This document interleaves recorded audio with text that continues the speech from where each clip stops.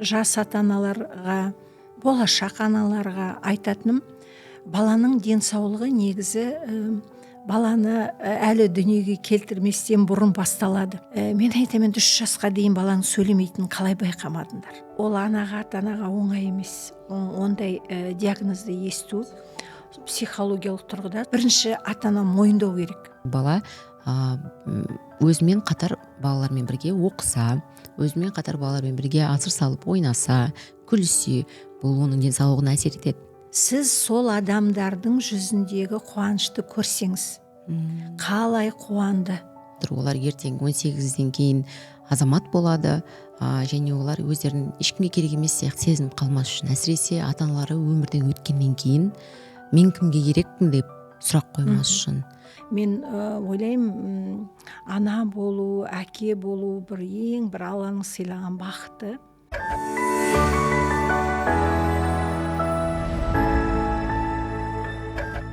Ашық әңгіме. Сәлеметсіз бе көрермен.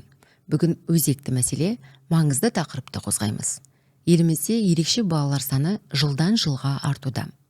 Олардың қоғамға бейімделуі мен ерекше қажеттілігіне қол жеткізу жайында сөз етеміз. Студия қонағы ұлттық балаларды оңалту орталығының төрайымы Ажар Ғиниятқызы. Ажар Ғиниятқызы, студияға қош келдіңіз. Бүгін біз балалардың денсаулығы жайында сөз қозғаймыз. Қазіргі таңда сіз Қазақстан ұлттық балалар оңалту орталығының төрайымысыз. Сондықтан бүгін осы орайда біз ерекше балалардың денсаулығы туралы сөйлесейік. Қазіргі таңда Қазақстанда ерекше балалардың саны, жалпы саны қанша, және олар жылдан жылға қазір көбейіп келе жатыр. Оның бір себебі қандай деп ойлайсыз? Қайырлы күн, Арай. Сіз осы студияңызға шақырғаныңызға көп рахмет. Сіздің бағдарламаларыңызды қарап, осы балалар жөнінде айтасыз, ата-аналарға өте жақсы кеңес береді екенсіз. Соны ескеріп, осы сіздің шақыруыңызды қабылдадым. Қазір енді өзіңіз айтып өткендей, мен осы республика бойынша ең басты балалардың оңалту орталығында жұмыс жасаймын. Өзімнің балалар дәрігері екенімді де білетін шығарсыз. Сондықтан сіздің көтеріп отырған бұл мәселелеріңіз маған өте жақын. Қазір енді мына ерекше балалар немесе мүгедектігі бар балалар жөнінде сөз қозғайтын болсақ, бүгінгі таңда 110 мыңнан астам бала бар, мүгедектігі бар. Соңғы жылдары осы санның өсіп отырғаны, осы қоғамды да, мемлекетті де қатты көңілін айналдырып отыр. Енді бұл балдардың басты көбеюінің себебін алып келсек, немесе дәрігерлік тұрғыдан мысалы айтатын болсақ, бірінші орында бұл көбіне мына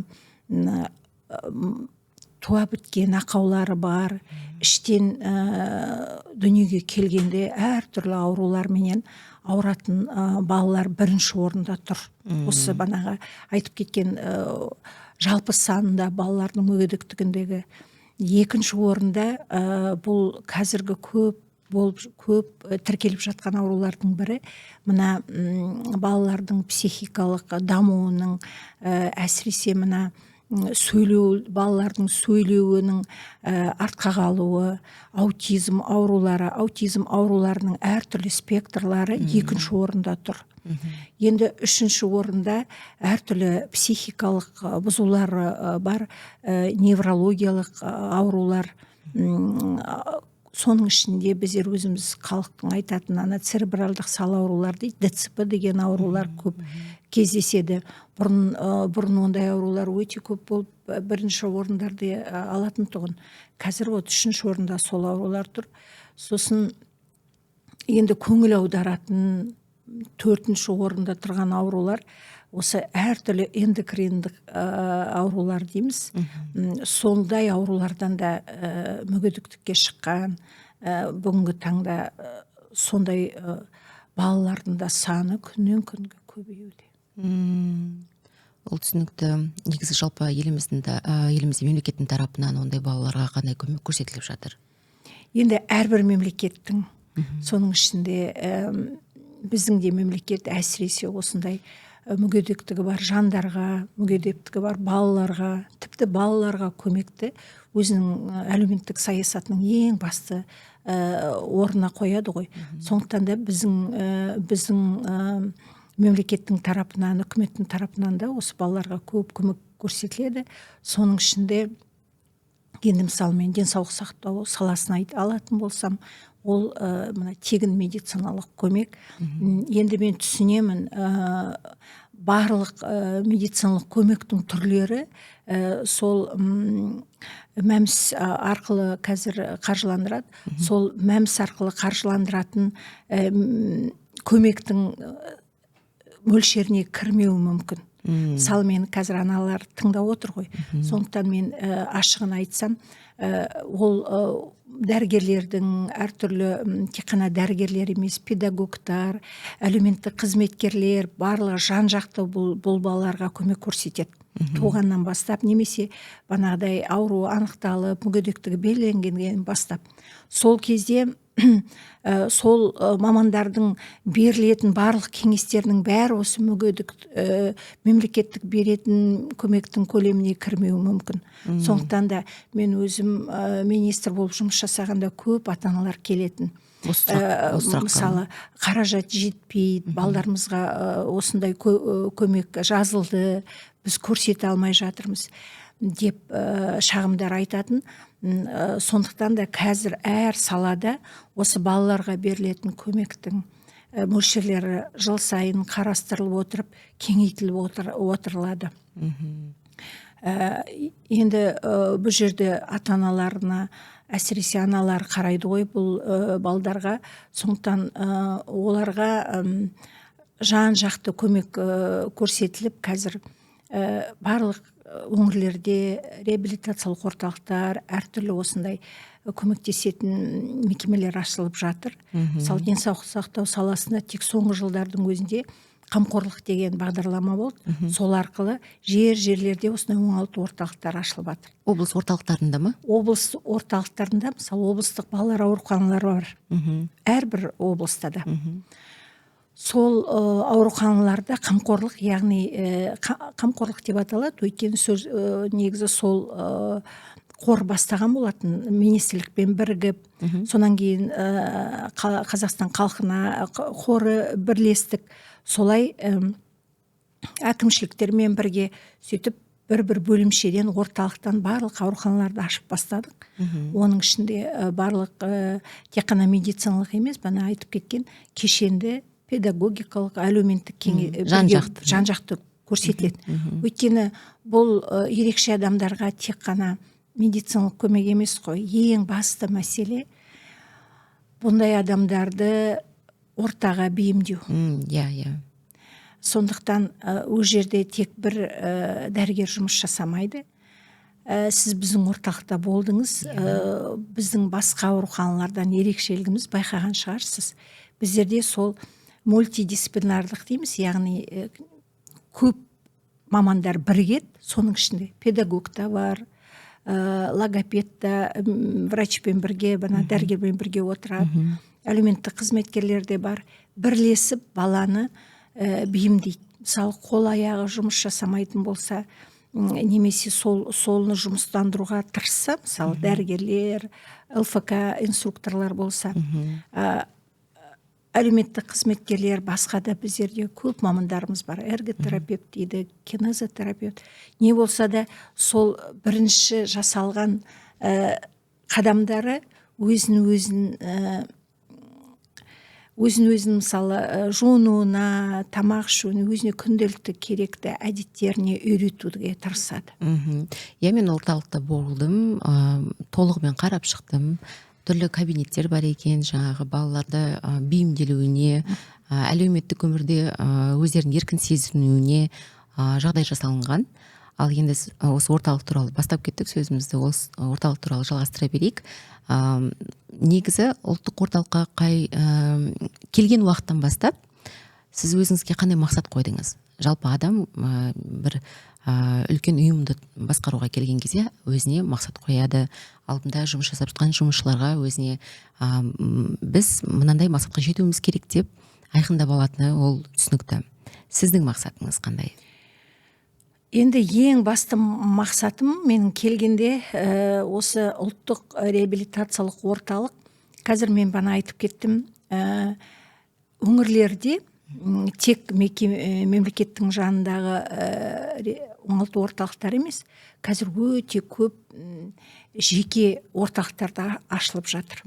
Сондықтан қазіргі кезде ұлттық оңалту орталығы балалардың ол осы біздің республикамызда ең басты барлық осы біздің елімізде жүргізілетін оңалту емдерін, стандарттарын жасайтын, дұрыс қалай жасалатын, ашылып жатырған бана орталықтардың барлығы сай келетін бір стандарттар болу керектігін қарап отыратын, басқарып отыратын, қазір біз оқытып жатырмыз, мамандарды оқытып отыратын, олардың дұрыс емдеп жатыр ма, бұрыс емдеп жатыр ма, сапасын қарап отыратын, сондай бір орталық ұлттық болғасын, сондай басшы орталық болу, оның деңгейі де сондай өсіп отыру керек. Және де бұл республикалық орталық болғасын, басқа да дүние жүзінде, тіпті мысалы орталық Азияда да өзінің аты бар, атына заты сай деген сияқты оның құрамы да сондай деңгейде, жоғары деңгейде болатын орталық болу керек. Ол үшін ең бірінші менің бірінші келіп бастап кіріскенім енді оның материалдық, техникалық базасы дұрыс болу керек. Орталықтың ашылғанына 17 жыл болды. Бір күрделі, мысалы, жөндеу дұрыс өткізілмеген, немесе алынған аппараттары да ескіруде. Сондықтан қазіргі басты міндеттердің бірі, мысалы, материалдық техникалық базасын жақсартып отыру керек. Емін іздеп, барлық бана өзінің деңгейінде өңірлердегі мекемелерден өткен, келген ата-аналар балдарын сүйреп, сол деңгейде, жоғары деңгейде ем алу керек. Соған ол сай болу керек деп ойлаймын, бірінші. Екінші, сол жерде жұмыс жасайтын кадрлардың әлеуетін көтеріп отыру керек. Бұл жұмыс жасайтын мамандар бүкіл республикалық орталық болғасын, енді республикалық деңгейдегі жетекші мамандар. Сондықтан ең үздік мамандар жұмыс жасау керек. Ол үздік мамандар үздік болу үшін олар шетелден ең жақсы деген осындай орталықтардан дәріс алып отыру керек, оқу керек, халықаралық конференцияларға қатысу керек. Сол үшін оларға жағдай жасау керек. Білімді жаңартып отыру керек. Білімдерді жаңартып, үйреніп отыру керек, оқып отыру керек. Сосын бүкіл республикадағы мамандарды біз оқытып отыруымыз керек. Ол үшін біздің деңгейіміз өте жоғары болу керек. Осы мәселе. Енді үшінші мәселе, және де сол мамандарды сол деңгейде ұстау үшін, жақсы мамандар болу үшін олардың да жағдайын жасау керек деп ойлаймын. Сол мәселелер бойынша жұмыстанып жатырмын. Енді үшінші мәселе, бастапқы мәселелер айтып жатырғаным, немесе өзім алдыма қойған мақсатым, бұл жаңа технологиялар, жаңа емдеу әдістерін, жаңа оңалту реабилитацияның әдістерін енгізу. Бүкіл мысалы Европадағы болсын, барлық дүние жүзіндегі жақсы технологиялар трансфер жасау біздің елімізге. Біздер бірінші апробация жасап, қарап, біздің мамандарымыз тексеріп, сосын бана мен айтып кеткен өңірдегі оңалту орталықтарына қарай үйрету, жеткізу халыққа. Осы мен қазіргі таңдағы бастапқы бағыттарым, сол бағыттар жұмыс жасап жатыр. Бағыттарыңыз негізі өте айқын екен. Әрине мақсаттарыңызға жетіңіз. Өйткені сіздің мақсатқа жеткеніңіз ол деген қаншама мыңдаған баланың бақытты өмір сүруіне мүмкіндік алып келеді деп ойлаймын. Жалпы енді осы тақырыптың аясында сұхбатта әрине бізде қазір аналар көріп отыр, ата-аналар көріп отыр деп айтайық. Сол ата-аналар кейде дәрігерлердің айтуына қарағанда балалардың ең маңызды кезеңін өткізіп алатын сияқты, байқалмай қалатын сияқты. Неге балалардың қазір саны көп, 2-3 жастан кейін диагноз көп қойылып жатыр десем, алғашқы жылдары аналар жас қой дейді, байқамай қалып жатады дейді. Бір ақаулық бар екен, кемшілік бар екен, немесе ерекшелік бар екен деп айтайық, кемшілік емес. Сол ерекшелік бар екен, байқалмай қалып жатқан аналар кейін өте қиын күйзелістен өтіп жатады, оны қабылдаудың өзі оңай емес. Осы орайда сіз енді бала дәрігері ретінде, педиатр ретінде және денсаулық сақтау саласында қаншама жыл қызмет еткен тәжірибелі маман ретінде өте жас ата-аналарға қандай бір кеңес бересіз? Осы кезеңді қалай өткізіп алмау керек?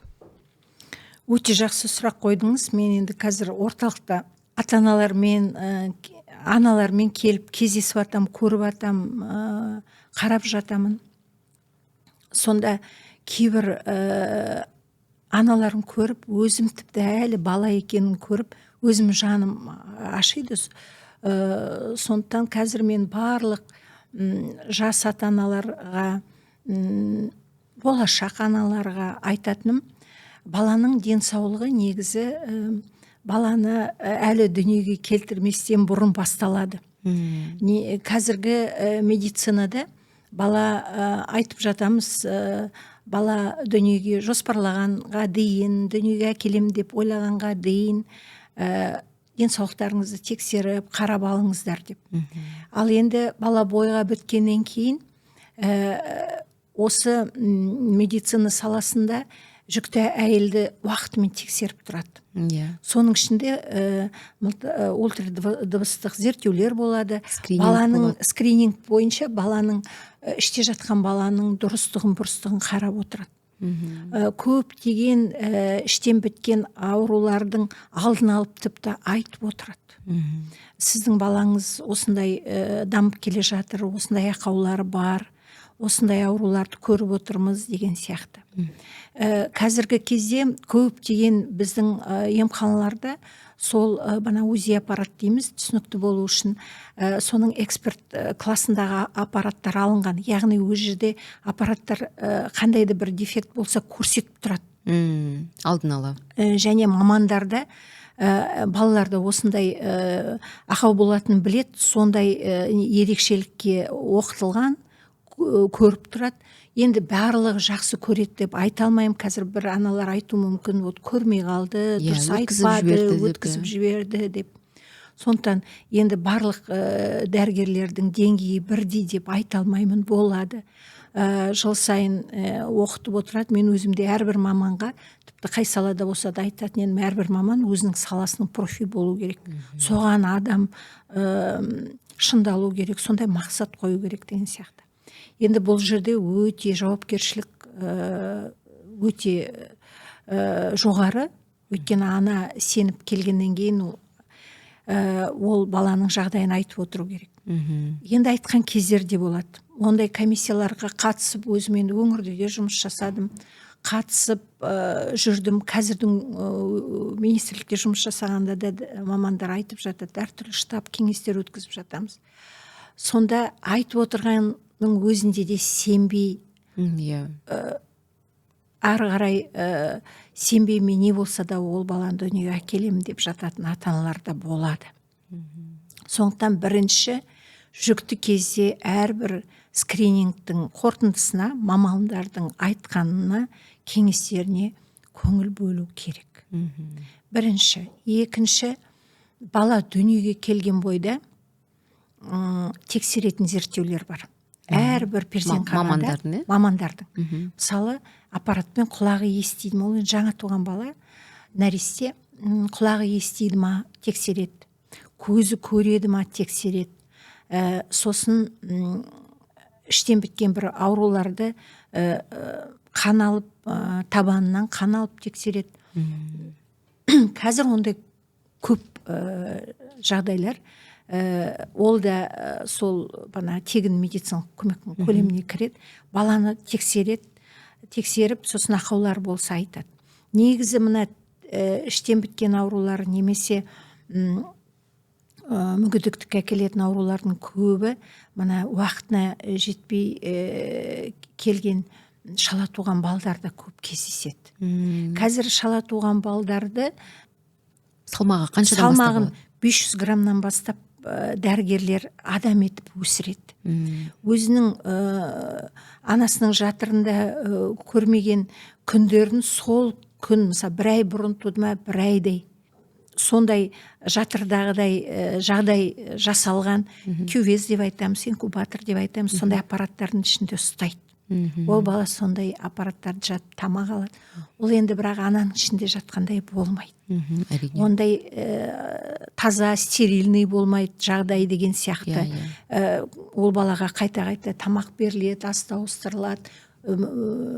Енді ол бір ай бойы әрбір граммын қосқанына анасымен бірге қуанып дәрігерлер қарап отырады. Сондықтан көбіне сондай балдар инфекция болып қалады. Іштен туған инфекциялар қозиды.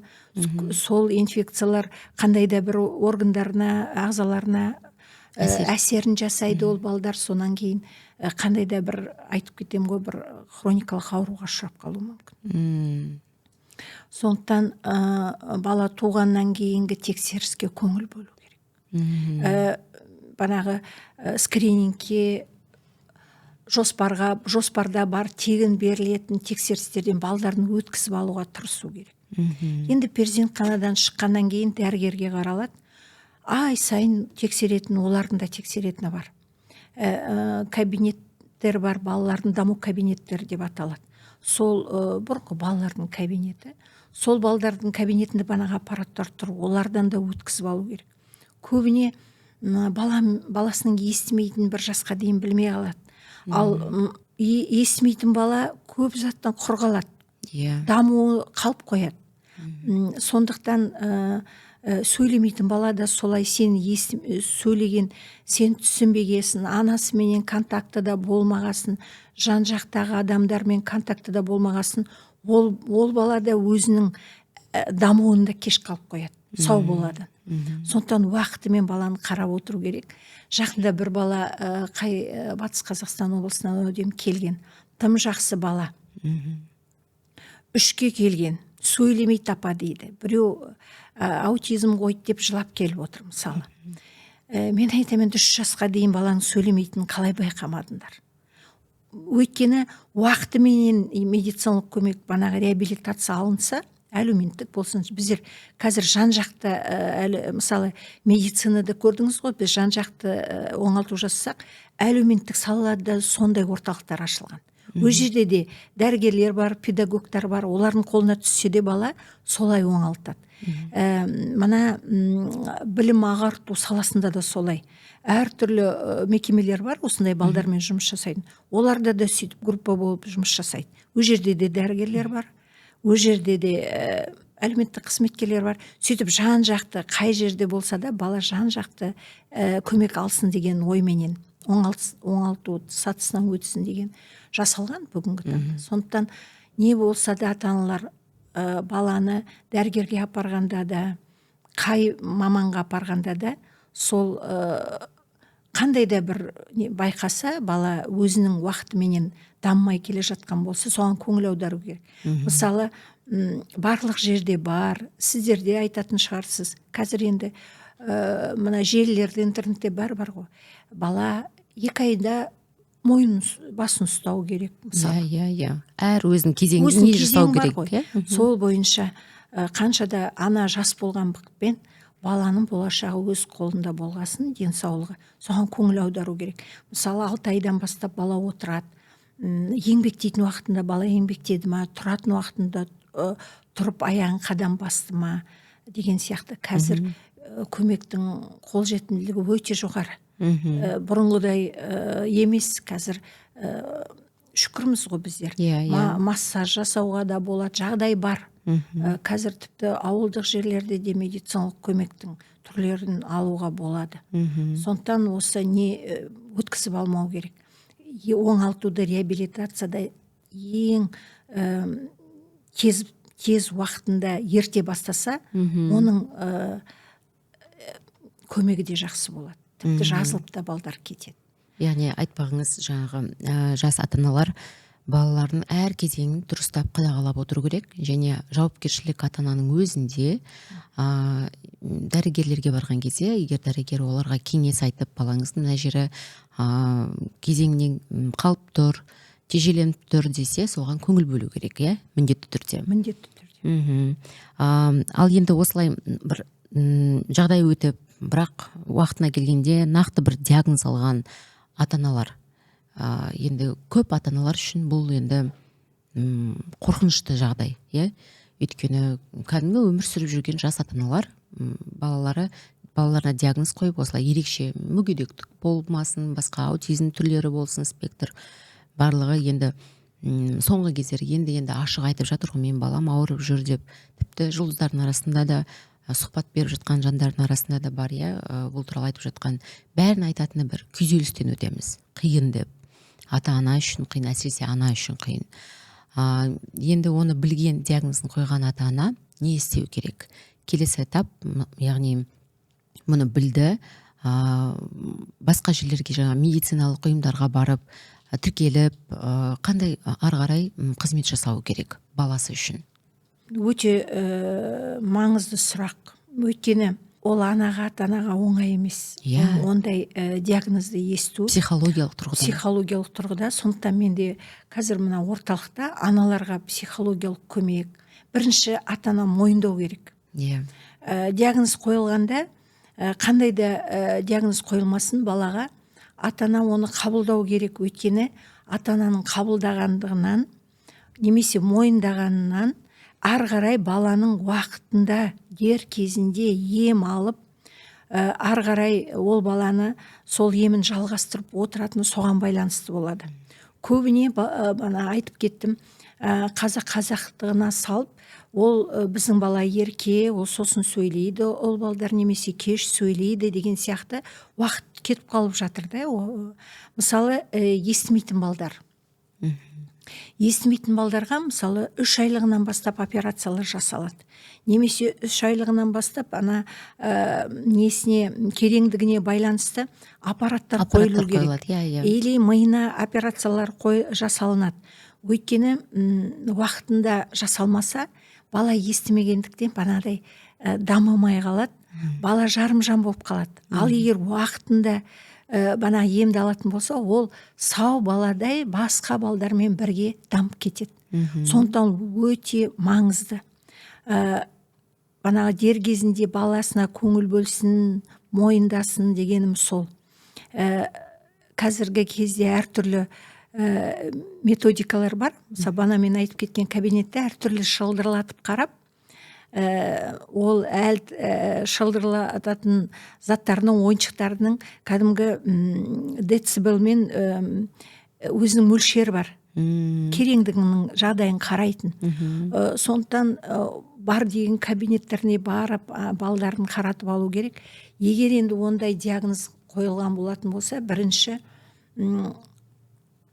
банағыдай мен айтқан қабылдап, ол баланың дер кезінде көмек алуына көңіл бөліну керек. Сосын бұндай балдарға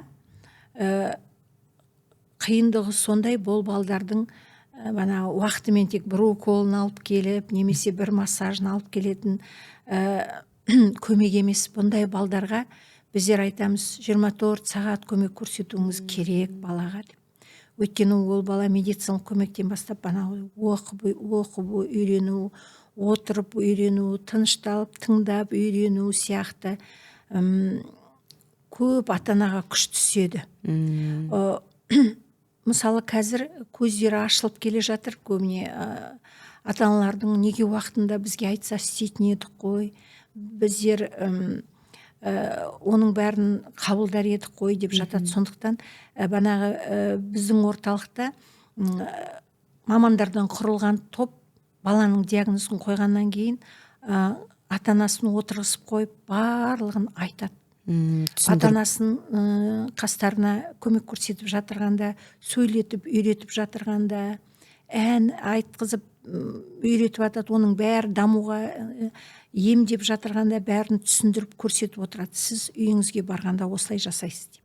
Сонан кейін былай кеңесін жазып беріп жатады.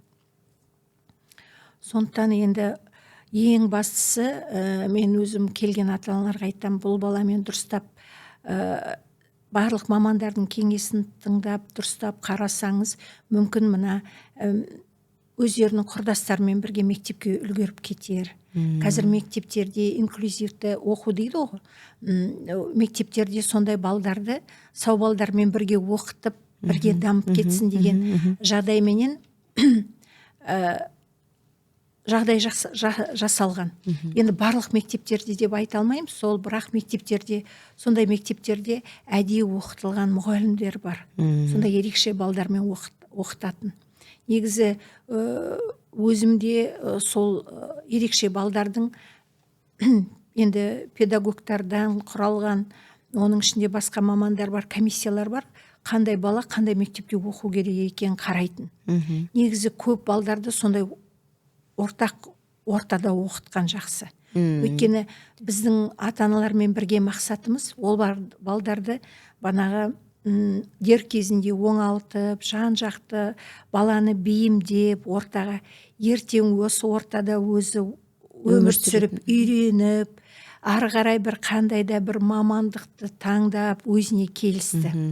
Осы ортада өмір сүріп кету керек қой. Өйткені ата-аналар өмір бойы ол балалармен бірге жүрмейді ғой. Сол ертең ол қоғамға керек адам болып, керек азамат болып үйрену керек. Құрметті көрермен, егер сіз бала тәрбиесі мен денсаулығына қатысты өзге де ақпаратты алғыңыз келсе, менің арнама жазылуды ұмытпаңыз. Ал бүгінгі тақырып аясында өзіңіздің пікіріңізбен бөлісіп, комментарий қалдырған жағдайда қазақстандық арғымақ брендінен ерекше сыйлығымызды ұтып алуға мүмкіндігіңіз болады. Яғни мұндай ата-аналар, енді ерекше баласы бар ата-аналардың балаға деген қамқорлығы ерекше болуының басты себебі осындай. Яғни баланы барынша кәдімгі өмірге бейімдеу. Яғни ол ертең балабақшаға бара алатындай, мектепті тамамдағаннан кейін университетке түсіп студент бола алатындай, және ең бастысы ертең өз күнін өзі сүре алатындай, жұмыс жасай алатындай, сондай біз әрекет жасауымыз керек, ол адамдарға. Сонда қазір енді сіз орталықтың жан-жақты жұмыс жасап жатқанын айтып жатырсыз. Инклюзия туралы айтып кеттік. Инклюзия деген ерекше балалардың кәдімгі орта мектептерде оқуына немесе орта балабақшаларға қатыса алуына мүмкіндік беру. Жалпы бізде инклюзия жағдайы қалай болып жатыр осы балалардың білім алуына қатысты? Әрине сіз енді денсаулық жағынансыз ғой, бірақ бұл да сіздерге әсер етпей қоймайды ғой. Бала өзімен қатар балалармен бірге оқыса, өзімен қатар балалармен бірге асыр салып ойнаса, күлсе, бұл оның денсаулығына әсер етеді. Ол өзін кәдімгі бала ретінде сезінеді, бақытты бала ретінде сезіне бастайды. Инклюзия жағдайы қалай жүріп жатыр? Енді ата-аналармен көп кездестім, жұмыс барынша қазірде кездесудемін. Сондықтан көбіне енді барлық жерде де бұл инклюзивті оқу дұрыс енгізілмеген деп сөз айтады. Негізі ата-аналардың бәрі де балдарының өздерінің құрдастарымен бірге барып оқығанын қалайды. Әрине. Оған жағдай бана әдейі жасалған оқу орындары, мысалы балдардың бейімделген оқу орындары болу керек. Ондай балдар кедергісіз келіп кетуіне, ондай мектептерге әдейі дайындалған мұғалімдер болу керек. Бана айтып кеттім. Тьютор деген мамандықтар бар. Қасында, ондай балдардың қасында қарап жүретін, көмектесетін, мысалы жаза алмайтын бала қалай енді тез жаза алмайды ғой басқа балдармен. Басқа балдар бұндай балдармен оқып отырғанда олардың да сабағына кедергі болмау керек деген сияқты. Сондықтан да бұндай мәселелерден оқу орындары өздері шешіп жатыр, алдарына мақсат қойылған. Айтып кеттім ғой, барлық салада да бірдей бұл міндеттер қойылып дамып жатыр. біздің еліміз осы мүгедектер балалар құқығын қорғау жөніндегі конвенцияға қол қойылған. Ол конвенцияда өзімізге алған міндеттеріміз көп, мемлекет ретінде, қоғам ретінде. Сондықтан барлық салада ол жүріп жатыр. Енді барлық жерде жақсы жүріп жатыр деп айта алмаймын. Сондықтан ол енді әр жерде қалай жүріп жатырғанын айта алмаймын, бірақ барлығы жүргізу керек. Ондай міндет, жауапкершілік бар. Жергілікті органдарда болсын, оқу органдарында болсын, ондай жауапкершілік бар. Негізі айтады ғой, ол осындай мүмкіндігі шектеулі адамдардың өмірінің қалай жақсы жүру жатқанын көру үшін көшелерде жүрген адамдарға қарау керек деп айтады. Мысалы, солардың арасында мүмкіндігі шектеулі адамдар көп жүрген болса, көшеге жүруге мүмкіндіктері бар, сол жағдай жасалған, барлығы бейімделген, дүкендер болсын, ауруханалар болсын, мектептер болса, бәрі бейімделген жүретін болса, онда ондай адамдарды көп жүреді, өйткені оларға оңай жасалған жағдай. Ал егер ондай адамдар көшелерде аз болса, онда көп жағдай жасалмаған деген сөз. Сондықтан жұмыс әлі бар, барлық деңгейлерде жасалып жатыр, енді бірақ жоғары деңгейде немесе тіпті орта деңгейде деп те айта алмаймын, өйткені көрмеймін, өзім де көрмеймін. Жұмыс әлі қыруар, өйткені жұмыс әлі қыруар. және мемлекетке ғана қарап отырмауымыз керек деп ойлаймын. Өйткені біз азамат ретінде, қоғам ретінде өзіміз сондай өздерін жарымжан сезініп жүрген адамдарға көмектесуіміз керек. Мысалы, менің білуімше, көптеген бизнес саласында жүрген қыз келіншектер, ер азаматтар ерекше деген диагнозы бар жас балаларға қорлар ашып, оларға көмектесіп жатады, оларға концерттер өткізеді, олар денсаулығына түрлі жаңағыдай қаражат бөлініп, олардың шетелге барып қайтуына, немесе ата-аналарымен орталықтарда, жеке орталықтарда денсаулығын дұрыстап алуға мүмкіндік беріп жатады. Және ең бастысы, сол балаларды өскеннен кейін оларды жұмысқа алып, оларға жұмыс беріп жатқан талай бизнес өкілдерін көріп жатырмын. Және менің ойымша, біз қоғам ретінде біз соған септігін тигізуіміз керек, көмектесіп тұруымыз керек. Өйткені сіз айтқан жаңағы 100 мыңнан астам бала саны жылдан жылға өсіп жатыр. Олар ертең 18-ден кейін азамат болады, және олар өздерін ешкімге керек емес сияқты сезініп қалмас үшін, әсіресе ата-аналары өмірден өткеннен кейін мен кімге керекпін деп сұрақ қоймас үшін. Біз жаңағы оңалту орталық туралы айттық, барлығын айттық. Енді сол сіздің оңалту орталығына ата-аналар енді қалай түседі? Сіздерге балалар қалай түсе алады? Өйткені бір уақытында 300-ден астам бала медициналық көмек алады. Олармен бірге ата-аналары келіп жатады, бәрі бірге. Сол процесс қалай жүріп жатады? Сізге мысалы қазір жаңа көріп жатқан ата-аналар, менде осы республикалық оңалту орталығына, ұлттық оңалту орталығына түскім келеді деп ойласа, не жасау керек? Сіздің сұрағыңызға жауап берместен бұрын, сіздің ойыңыз қоғам жөнінде, қолдау жөнінде ойыңызды жалғастырайын деп тұрмын.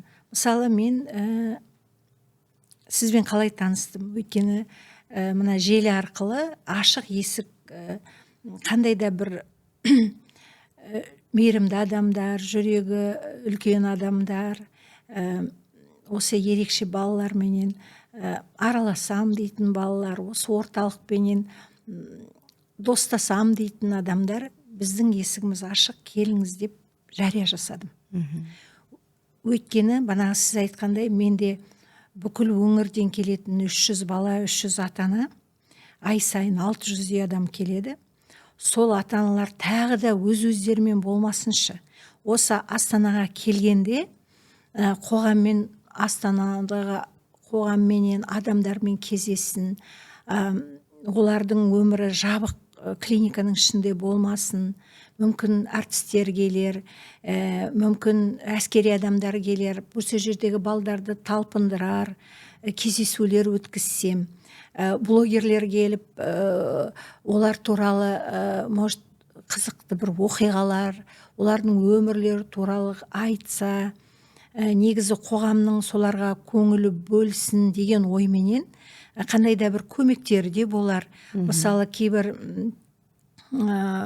еріктілер келіп, волонтерлар келіп, балалармен бірге сурет салып, ойын ұйымдастырып жатса, балалардың көңілі, мына емнен кішкене көңілі, денсаулықтарынан көңілдері бөлінер деген оймен жасалған еді.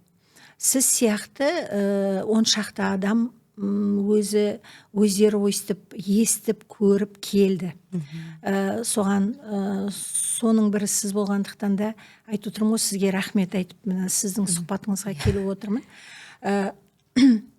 Музейлер шақырды біздің балдарымызды, музейлерге апара бастадық, мешітке алып бардық, әкімшілік Ажар Ғиниятқызы не көмек керек деп автобустар берді апарып беруге. Сіз сол адамдардың жүзіндегі қуанышты көрсеңіз, қалай қуанды, балдар қандай қуанды, ана қаланы көргеніне автобустың терезесінен көрсе де.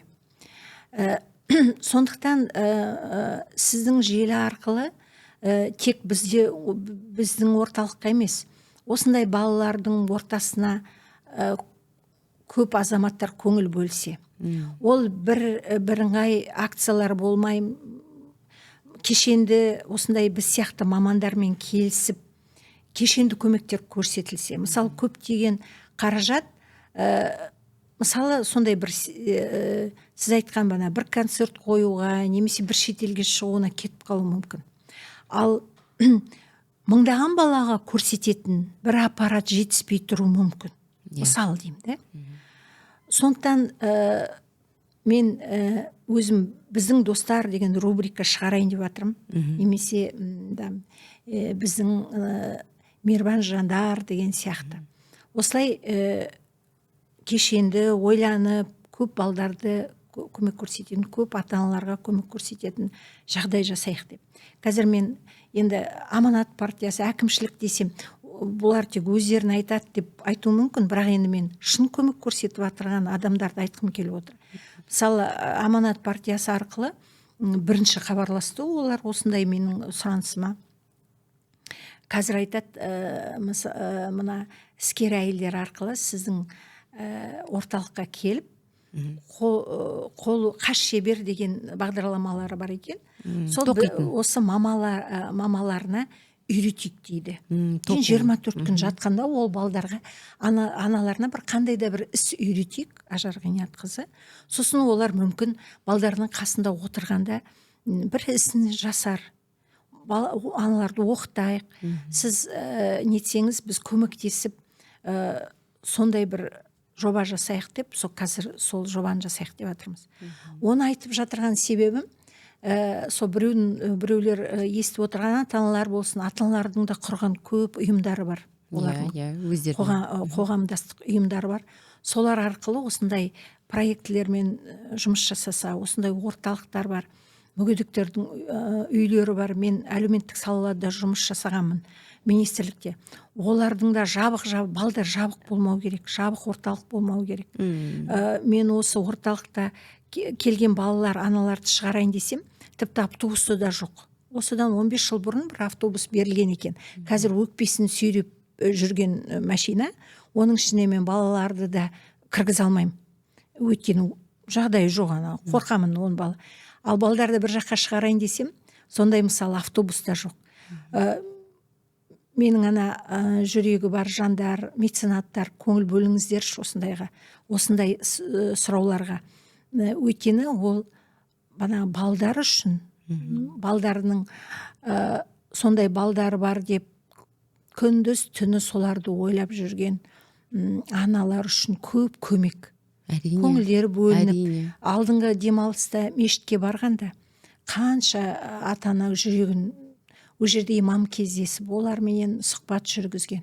Мен ойлаймын, бара-бара мүмкін сондай адамдарды шақырып психологиялық көмек көрсетсек ата-аналарына.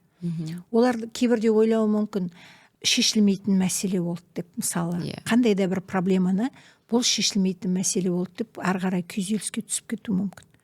оларға жол көрсетіп деген сияқты. Сондай жобаларымыз көп. Сондықтан барлық сіздің жобаңыздағы тіркелген адамдарыңыз, сіздің достарыңызға құлақтарын алтын сырға деп жатырмын. Ол тек өзім менің орталығым емес. Осындай жақсы жобалар жасасақ. Халық үшін деп, өздері тек халық үшін емес, әркімнің өзінің адам ретінде сезіну үшін мүмкін осылай осындай бірігіп жұмыс жасауымыз керек шығар. Әрине. Тек айтып қоймай деймін да. Ал енді орталық туралы айтатын болсақ, орталыққа балалар өздерінің өңірлерінде емханаларының жолдамалары арқылы квота алып келеді. Біз өзіміз орталыққа сала алмаймыз, өйткені 20 өңірден барлық мысалы келетін балдардың санына бойынша квота бөлініп берілген 20 өңірге. Сол 20 өңірден әрбір келген поток бойынша банағы 300-ден астам бала қабылдап отырмыз. Өздері тексерілу керек, толық тексеріліп, өзінің тізімі бар. Қандай тексерістен өтетін, қандай аурулармен келеді. Көбіне енді өңірлерде алғашқы аурулар әлі диагнозы түсініксіз балдарды жібереді. Аутизм ба, аутизм емес па. Оны ашып түсіну үшін ба? Енді кейбірдегі өңірлердің мамандарының әлеуеті жетпей қалса, сосын аналар да сұрайтын шығар деп ойлаймын. Маман да ойланатын болар, республикалық орталыққа барып келсін, сол жерден көрсін деп. Енді барлық медицинада емнің дұрыс болуы бірінші диагноздан басталады. Ол дұрыс анықталса, ары қарай емін алуда, емделуде оңай болады ғой. Сондықтан сондай балдар келеді. Екінші, осындай аурулардың ең асқынған, қиын түрлері бар аурулар келеді. Көбіне жүре алмайтын, негізі банағы біздер өзіміздің тілімізде, медицинаның тілінде реабилитациялық потенциал дейді. Сондай реабилитациялық потенциалдарының төмендеуі, өздері бүкіл елдерінде емдерін алып көмектеспегендері, сосын мамандар сізден сол жаққа барып келіңіз деп жібереді. Сол не болса да бұл жерде ең бастысы сол жергілікті мамандардың нұсқауменен жіберіледі балдар. Біздің орталықта сол аурулар келетін күні, мысалы 24-інде келетін болса, біз түннен бастап қабылдаймыз. Өйткені жерден түнгі 12-ден бастап қабылдаймыз. Сол күннің өйткені жерден келеді, біреу пойызбен келеді, біреу ұшақпен ұшып келеді. Сондықтан әркімнің үйіне барып, ешқайда телмірмесін деп 12-ден бастап біздің есігіміз ашық. Бұрын 8-ден бастап қабылдайды екен таңның. Ал енді бана келетін көліктің жағдайына байланысты мен айтам, түннен бастап 12-ден бастап есікті ашып қояйық, келген ата-ана келіп балдармен жата берсін. Дәрігерлер бар, түніменен дежурить етеді, қабылдайды, балдарға емін ала береді. Өте жақсы. Өйткені алыстан келген туысқандарды жағаламай, ешқандай бана пәтер іздемей, енді барлық жерлерде біледі, мысалы, әр айдың мынандай уақытында қабылдайтын күн. Мысалы, бүгін 1 август болса, 1 августқа қараған түні ол кісілер келе беруіне болады. Сосын 24 күні ем алады. 24-ші күні, кететін күні сағат 12-ге дейін орталықтан шығып болу керек. Өйткені біздер жарты күн ғана дайындаламыз да, келесі күн түннен бастап келесі пациенттерді қабылдаймыз. Бұл негізі оңай емес. Бұл әрдайым жүріп жататын жұмыс, сіздерде. Соның өзінде енді сіздер қазір 300-ден астам бала болады, оның ата-анасы бар дегендей. Жалпы саны жылына сонда қанша бала өтеді? 4,500 бала өтеді. Былтыр 4200 бала емделген, 4300 бала. Енді бала келем дейтін, осы орталыққа келетін балалар саны көп болуы мүмкін. Сондықтан әрбір жергілікті орындарда әрбір келетін баланы қарап отыру керек. Мысалы кейбіреулері жыл сайын 2-3 рет келеді. Басқа балалар жете алмай отырғанда қаншалықты ол дұрыс. Иә, оның бәрін ескеру керек дегенде ғой, өйткені енді өзіңіз айттыңыз 100 мыңнан астам бала бар, соның 4,5 мыңы сіздерге жетіп үлгерсе. Жылына. Жылына, оның қаншама бала Ол қалып кетіп жатыр. 100 мың баланың бәрі осындай орталықтарда ем алады деп айта алмаймын, өйткені олардың барлығының диагноздары да әртүрлі, ауру кезеңдері де әртүрлі, ауру сатылары да әртүрлі.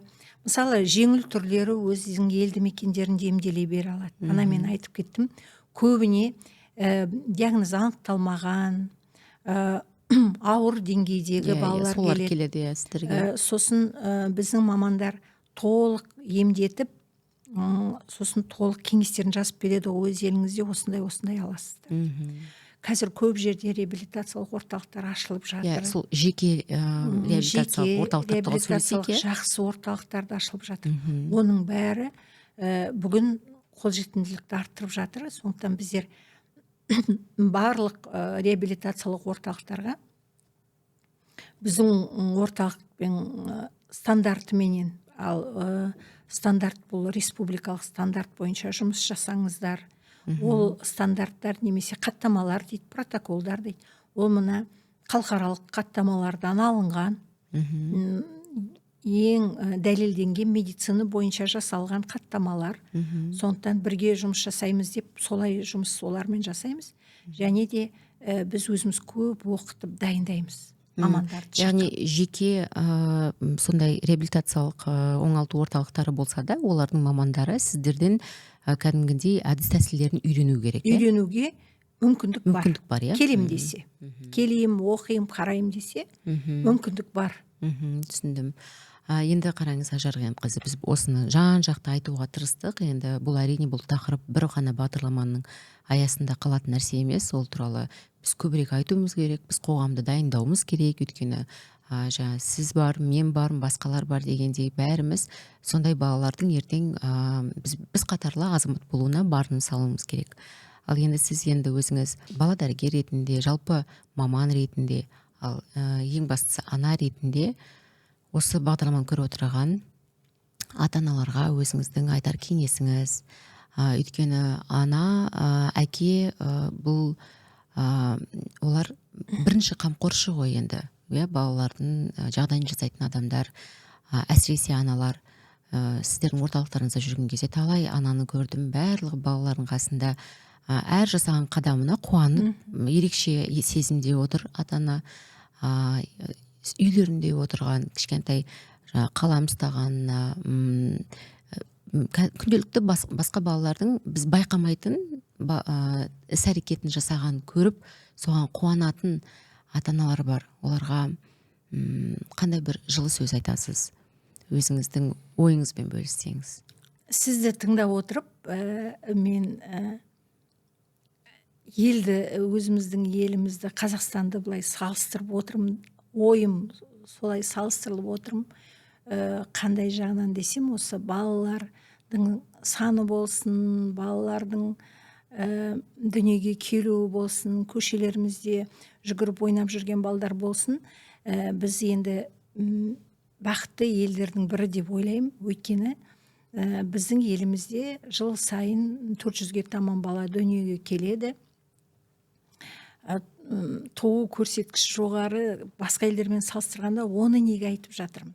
Өйткені біздің әйелдердің болашаққа деген сенімі бар. Ол бала жоспарлағасын, дүниеге баланы әкелем дегені, ол болашағына сеніп отыр деген сөз. Көптеген бай елдерде де, әртүрлі елдерге барып жүрміз ғой. Сонда көшелерінде бір жүгіріп ойнап жүрген бала, күлкісі, бір ата-ананың ерлі-зайыптының кетіп бара жатып 4-5 баланы қаумалап бара жатырған көп көре бермейсің. Сосын кейбірде ойлайсың да, бәрі неге керек деп те, балалар үшін, барлығы да балалар үшін ғой деп ойлайсың. Сондықтан мен ойлаймын, ана болу, әке болу бір Алланың сыйлаған бақыты. Сондықтан баланы дүниеге әкелгеннің өзінде өзін адам бақытты деп сезіну керек. Сондықтан аналардың ең бастысы ол ана болған, аналық миссиясын орындағанның өзі бір бақыт. Сондықтан әйел адамдар бірінші осы тыңдап отырған замандастарға біз ана болғанымыз үшін біріншіден өзіміз бақытты сезінуіміз керек, жағдайдың бар екенін білуіміз керек.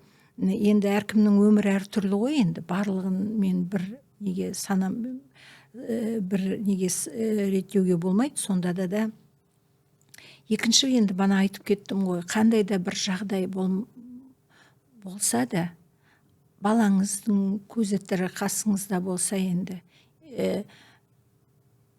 уақытында қаралып, осы бар мүмкіндікті пайдаланып, балаңызға көмектесуге тырысу керек. Енді олар қарай ата-ананың міндеті, бірінші айтып кеттім. Сондықтан бірінші енді ауырмаудың жолын іздеу керек. Әртүрлі себептері бар ол аурулардың. Соның ішінде неге ол балдар ауру болып туады? Ола кейбірде әйелдердің де денсаулығына байланысты, қоршаған ортаға да байланысты. Сондықтан өздерін күтіп, сосын енді бала дүниеге келгеннен кейін баланың жағдайын жасау керек деп ойлаймын. Барлық отбасына амандық тілеймін, елімізге тыныштық тілеймін. Рахмет, уақыт бөліп осында келіп, жақсы әңгіме болды. Өйткені менің ойымша, жаңағы сіз айтқандай, республиканың түкпір-түкпірінде, еліміздің әр жерінде отырған ата-аналар, мүмкіндігі болмаған ата-аналар сізден бір ауыз жылы сөз естуге, немесе бұл жағдай қалай болып жатыр екен деп білгісі келген ата-аналар үшін бұл жақсы сұхбат деп ойлаймын. Ал менің айтарым, әр ата-ана, әрине ол оның міндеті, ал ерекше балалары бар ата-аналардың ерекше қамқорлығы керек екенін түсінеміз. Егер достар араларыңызда сондай ерекше балалары бар ата-аналар бар болса, оларға сіздерде ерекше қамқорлық көрсете жүріңіздер. Өйткені олардың көңілдері әрдайым солай құлазып тұрады. Кім маған көмектеседі екен, кім маған жылы сөз айтады екен деп бір сондай бір ерекше сезімде жүретін ол айдан анық. Уақыт бөліп келгеніңізге рахмет. Кездескенше сау болыңыздар.